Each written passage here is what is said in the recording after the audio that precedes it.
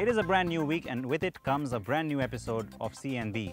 Thanks for joining us. I'm Siddharth Vinayak Partnkar. Let's get things started. You've already had a glimpse of what's coming your way on this episode.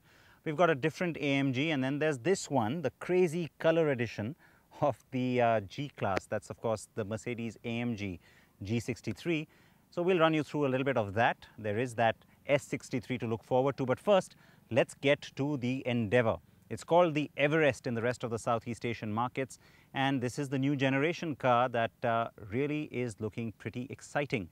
It will arrive only at the start of next year, but of course we've got the preview for you now. Dhruv Behl drove the car.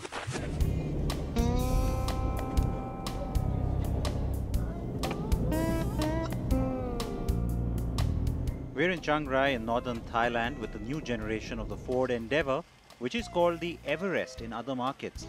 Ford first launched the Endeavour in India 12 years ago and it had quite the following. But once Toyota brought in its Fortuner, the Endeavour lost out. And now the new car looks like it's ready to reclaim some lost territory.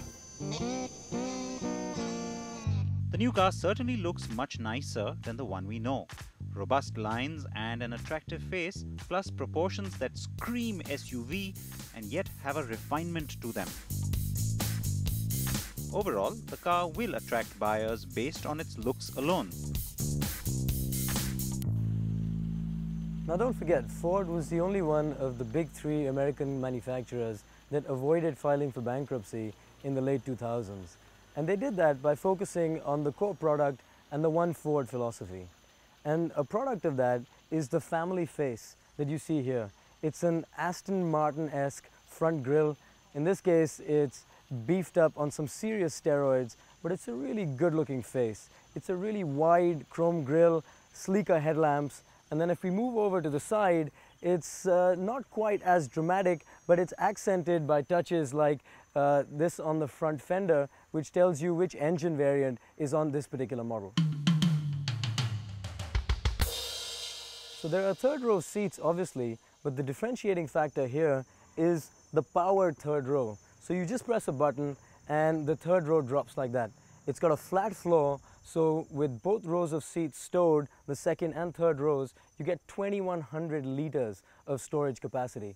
It also has a power tailgate, so you just press a button like that, stand back and let the car do all the work for you. Now at the back, the design isn't quite as striking, but you do have a nice chrome strip that stretches from tail light to tail light. In India, of course, it'll say Endeavour, not Everest. It will arrive in India at the February Auto Expo and will likely sport different variants. The car we are driving is the top-of-the-line 3.2-litre 5-cylinder with 4-wheel drive and an automatic transmission.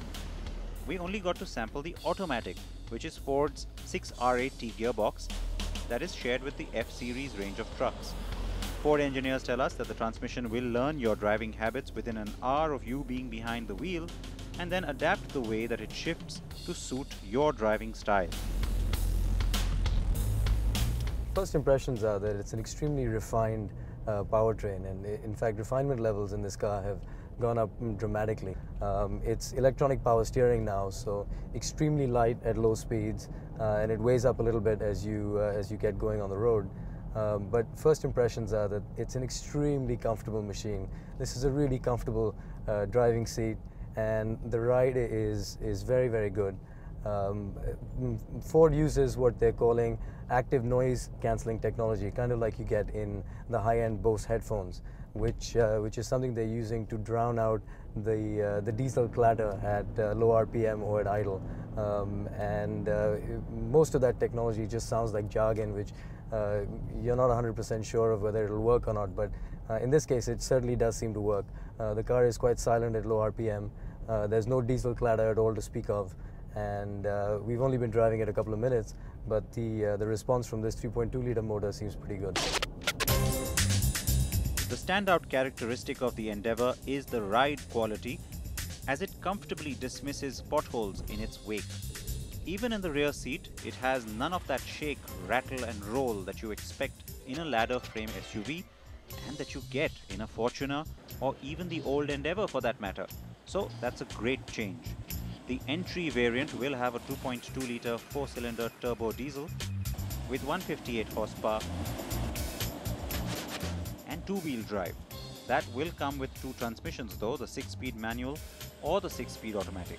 We got the chance to drive the new Endeavour on tarmac and go off-road with it. The good thing about the new chassis is that it is a lot more comfort-oriented while still offering good off-road capability. The instrument cluster consists of an analog speedometer, two TFT screens on either side.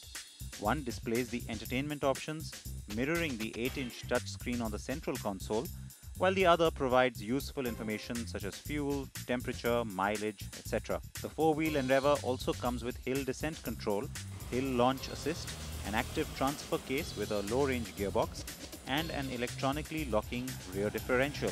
It also has a ride height of 225mm, a wading depth of 800mm, approach and departure angles of 29 degrees, and a ramp over angle of 21 degrees.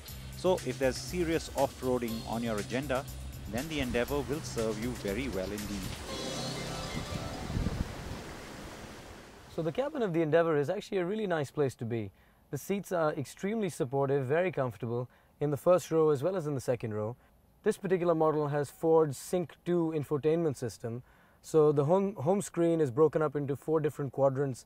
One tells you, gives you climate control options. The other one has navigation or information. Third one is for syncing your telephone.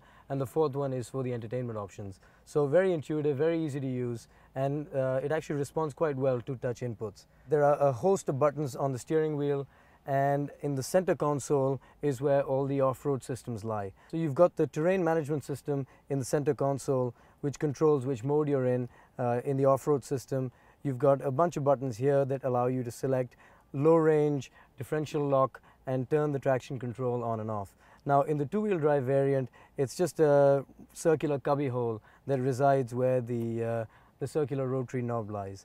There are a host of power outlets in this car. You've got two 12-volt outlets in the front, you have a 12-volt outlet in the back, and in the higher-end versions you even have a 230-volt power adapter where you can plug in your laptop. You've obviously got climate control and pretty simple, straightforward, intuitive systems. You can switch between the buttons here and the touchscreen.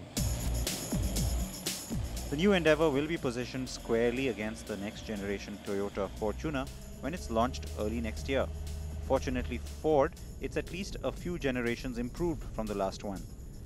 The only trouble the company will have is convincing customers that it can be as trouble-free and economical to maintain as the best from the Toyota stable. Outside of that, it's clearly got a winner on its hands.